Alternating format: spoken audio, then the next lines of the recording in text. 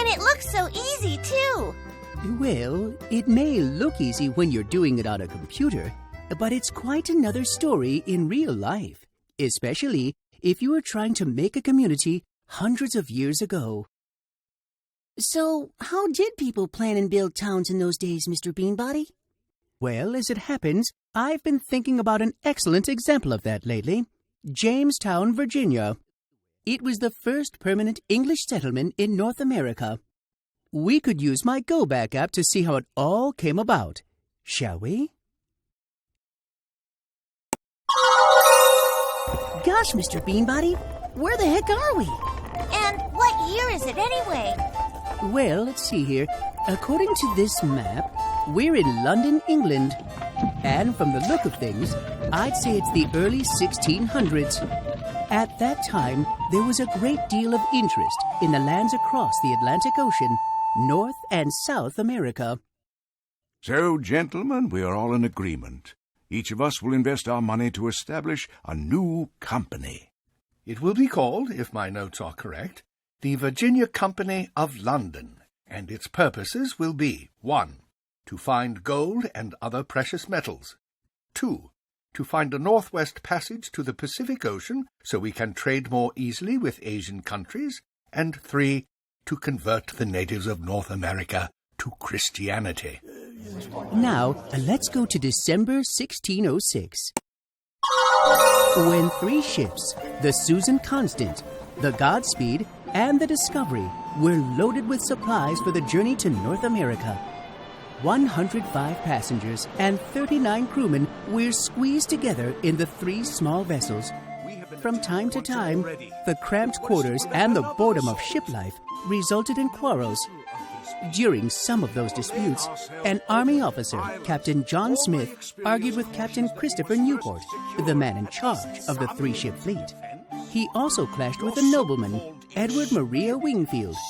Both Wingfield and Newport looked down on Smith, whom they considered to be a low-born country bumpkin. Captain Smith refused to grovel to those of a higher social rank, however, and, truth be told, he could be quarrelsome. So Captain Newport imprisoned Smith, saying he was planning a mutiny. Finally, after 4 months at sea, on April 26, 1607, the travelers reached their destination, the east coast of today's Virginia. Captain Newport and about 30 men immediately went ashore to look around. However, they weren't alone. 5 natives followed the newcomers as soon as they went ashore. Then they attacked. 2 men were injured. Replying to the assault, Captain Newport fired his musket. But the natives fled only after they had run out of arrows. Later that day, Captain Newport relayed the company's instructions to the voyagers. There was to be a ruling council with 7 members, including himself, Wingfield, and John Smith, who was still imprisoned. Wingfield would be elected council president several weeks later. The instructions also told the group to find a suitable place for their settlement. So, several days later, an exploratory party sailed up the James River. Despite their earlier encounter, the natives they now met were friendly. The explorers had dinner with some Kickotan Indians, whose chiefs and his people were interested in trading with the newcomers. On May 13th, the colonists chose an island in the James River as the place for their settlement. President Wingfield decided that the settlers would not build a large fort there. This will show that we are coming as friends and expect the natives to be friends as well. And for the same reason, we will leave our guns packed on the ships. Captain Smith, who had been released from confinement, thought Wingfield's actions were very unwise. We have been attacked once already. What is to prevent another assault? We know little of these people. Before laying ourselves open to violence, all my experience cautions that we must first secure at least some means of defense. Your so-called experience is in Europe only, and I dare say has no relevance here. Gee, who was right, Mr. Beanbody? President Wingfield or Captain Smith? Well, to find out, let's move forward several weeks. when some of the settlers were upstream exploring on the James River. At one village, they learned about a mighty leader, Powhatan. He was a powerful chief of chiefs who presided over dozens of tribes and hundreds of warriors. Upon their return, the explorers saw that their new settlement had been attacked by natives while they were gone. One person, a boy, had been killed, and about 24 more wounded, one of whom would die later. The settlers immediately began building a large triangular-shaped fort. Then, they brought weapons to it from the ships. So it was Captain Smith who was right about the dangers? Yes, that's right, Jeffrey. Captain John Smith had a lot of experience dealing with people from different cultures. He understood that the natives would be very upset at the thought of foreigners taking over their lands, and could very well attack to prevent it from happening. Then did Captain Smith become a member of the ruling council? Yes, Lily. Most of the colonists now realized that his knowledge and judgment could be very useful to the settlement. Now let's move ahead a few more weeks. When Captain Newport, along with many of the colony's workmen, returned to England. Newport was to return with fresh supplies in 4 or 5 months. It was now summer, and it turned very hot and humid. Life became miserable for Jamestown residents. Mosquitoes were a constant nuisance. Worse yet, typhoid fever, dysentery, and other serious illnesses became common. Work stopped, no shelters were built, and no food was hunted or gathered. Because of that, daily food rations were reduced to a small can of barley boiled in water. This tiny amount to be shared by 5 men. As summer wore on, more and more colonists died from starvation and disease. In September, President Wingfield was voted out of office because he had secretly hoarded food for himself and his friends. The new president, John Ratcliffe, quickly sent Captain Smith, along with some other settlers, on a trading mission to exchange copper and hatchets for corn. They were able to get enough food to last several months. Smith led another trading mission in December, one that would become famous. On the journey, he was captured, and in time taken to Werowocomoco, the village where Chief Powhatan lived. Why have your people come here? We were fighting our enemies, the Spanish, who overpowered us. We were retreating when a storm blew us to nearby shores. We were waiting for our great father, Newport, to take us back to England. Why did he say they were going back to England, Mr. Beanbody? Well, Jeffrey, he didn't want the chief to think the English planned to take over native lands. Then why are you so far from your camp? We are looking for a sea on the other side of the country. People near there had slain one of Newport's men. The English are a vengeful people and have come to exact justice. Why did he say that? Captain Smith wanted to let Chief Powhatan know that if he were put to death, the English would come seeking revenge. But the warning didn't do any good. The leader ordered 2 large stones to be brought forward on which Smith was to be executed. Suddenly, one of Chief Powhatan's young daughters, Pocahontas, ran to Smith and begged her father to spare his life. Chief Powhatan gave in to his daughter's appeal, and Captain Smith was released. Now, I should mention that many historians have questioned whether Pocahontas really saved Smith. The incident came, they believe, from his imagination.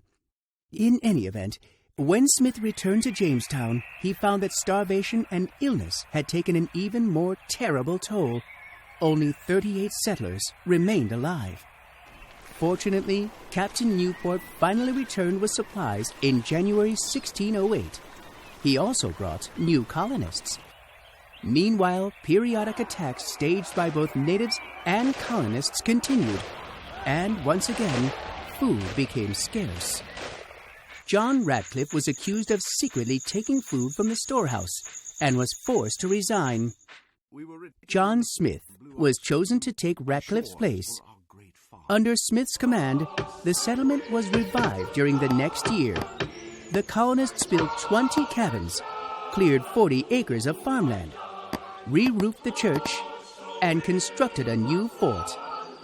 Captain Smith famously said, "He who will not work shall not eat." About a year after Smith became Jamestown's leader, 300 men, women, and children arrived from England. It was late summer 1609.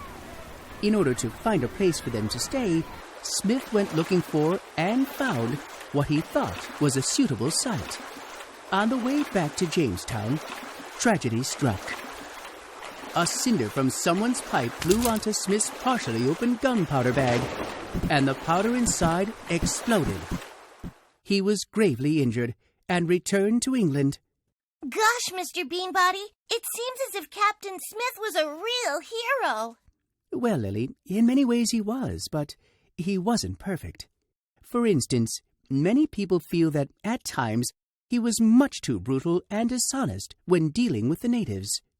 Anyway, with Smith out of the picture, Chief Powhatan saw his chance to defeat the colonists for good. He decided to starve them. He instructed his tribes to refuse all the settlers' offers to trade. The chief knew that the colonists would find it difficult to survive without the Indians' food. By May 1610, some 240 colonists had perished. Only 60 had survived the winter, which became known as the Starving Time. 2 small ships sailed into Jamestown that May. They carried the survivors of the Sea Venture, the lead ship of a resupply mission. They had been caught in a hurricane and had spent many months in Bermuda. The mission leader, Sir Thomas Gates, was shocked at what he saw. So much so that within 2 weeks, he told Jamestown leaders that the settlement had to be abandoned and that everyone would go north to Newfoundland, where they could gather enough supplies to sail back to England. Shortly after the colonists got underway, another vessel from England came into view. A newly appointed governor on board, Thomas West, better known as Lord Delaware, sent word that everyone should return to Jamestown. The new batch of 150 colonists who came with the governor and the old colonists rebuilt the village. They also strengthened its defenses. Now Jamestown was just about ready to take a big step toward success. What it needed most of all was something to sell in England. But what? John Rolfe, one of the new colonists who arrived with Delaware, came up with an answer: a mild-tasting tobacco native to Bermuda. With Rolfe's new variety, Virginia Company investors were within striking distance of making money. So that's the story of Jamestown, right, Mr. Beanbody? Well, not quite, Lily. In 1613, some colonists took Pocahontas hostage. The kidnappers wanted to exchange her for some colonists the natives had taken prisoner, but the exchange never took place. Instead, Pocahontas studied Christianity, accepted it, and was baptized. And in 1614, she married John Rolfe. To encourage more people to come to America, the Virginia Company gave away land that could be used to grow tobacco. Did the Virginia Company do anything else to bring more settlers to America, Mr. Beanbody? Oh, yes, indeed, Jeffrey. They changed the way the colony was governed. Instead of a single governor making rules for the settlers, whether they liked them or not, a General Assembly was established in 1619. For the first time in North America, representatives, called burgesses in colonial Virginia, could make laws that would affect the lives of the people they represented. Gosh, Mr. Beanbody, you were right. Starting a community was much harder in the old days. That's right, Lily. The colonists who started Jamestown had to spend months crossing the ocean in tiny, cramped ships. Then they had to defend themselves against the natives who didn't want them to take their lands. And they had to fight hunger and disease before they could stand on their own 2 feet to become a model for all the communities that would follow, and in many ways a model for the entire country that would be established some 170 years later, the United States of America.